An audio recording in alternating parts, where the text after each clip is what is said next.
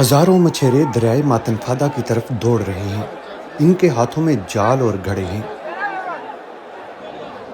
آرگونگو fishing festival کا یہ final ہے اور مقابلہ ہے کہ سب سے بڑی مچھلی کون پکڑے گا۔ لوگوں نے مختلف اقسام کی مچھلیاں پکڑی ہیں اور کچھ ابھی مزید پکڑ رہے ہیں۔ میں یہاں مچھلی پکڑنے آیا تھا اور میں نے کچھ پکڑ لی۔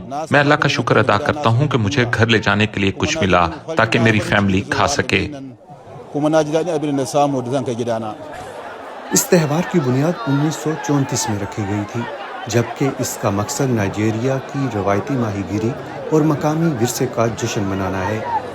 سن 2020 کے بعد یہ جشن پہلی مرتبہ منایا گیا ہے۔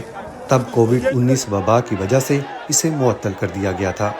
سب سے بڑی مچھلی پکڑنے کا انعام ایک کار ہے۔